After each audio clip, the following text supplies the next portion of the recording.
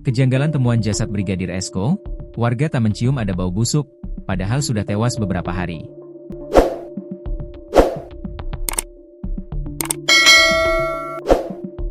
Jasad Brigadir Esko Faskareli, anggota kepolisian sektor Sekotong, Lombok Barat tak mengeluarkan bau sama sekali. Hal ini menjadi sorotan mengingat Brigadir Esko telah meninggal beberapa hari. Jasad Brigadir Esko ditemukan dalam kondisi terjerat tali di lehernya di kebun yang tak jauh dari rumahnya di Sekotong. Kondisinya sudah membengkak dan nyaris tak dikenali. Ndak ada bau busuk itu, baunya itu keluar saat jasad Brigadir Esko sudah ketemu, itu kemarin nggak ada, apalagi ini, TKP, dekat rumah, ucap Anissa, warga yang tinggal sekitar 10 meter dari lokasi penemuan jasad, Senin, 25 Agustus 2025, seperti dikutip Tribun Lampung.co.id dari tribunlombok.com. Sekotong adalah kecamatan yang terletak di Kabupaten Lombok Barat, Provinsi Nusa Tenggara Barat, NTB. Wilayah ini dikenal memiliki potensi pariwisata yang sangat besar. Sekotong berada di bagian barat daya Pulau Lombok.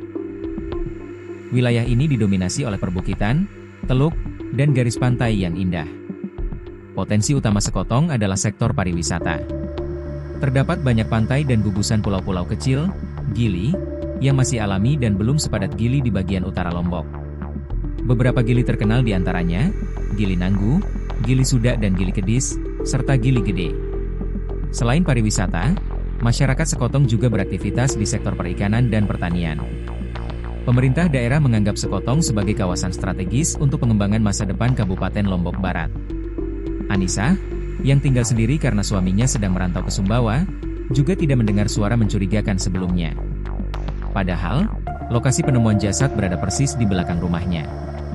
Tidak adanya bau busuk maupun tanda-tanda lain membuat warga curiga, kematian Brigadir Esko bukan disebabkan oleh bunuh diri seperti yang diberitakan. Kalau ada bau pasti kita curiga, ini nggak ada sama sekali, apalagi katanya kan sudah membusuk, katanya. Menurut Anissa, kebun tempat jenazah ditemukan juga jarang dikunjungi warga karena merupakan lahan milik pribadi masyarakat luar desa. Ia menambahkan, selama ini dirinya juga tidak pernah berinteraksi langsung dengan almarhum Brigadir Esko. Sosok almarhum ini nggak pernah saya berinteraksi, karena memang saya juga jarang keluar, saya nggak tahu orangnya. Dia jarang di rumah juga, dia setiap hari pergi piket saja, pungkasnya. Kejanggalan juga diungkapkan oleh keluarga korban, termasuk mertua Brigadir Esko, Haji Sayun, yang menjadi orang pertama yang menemukan jasad menantunya.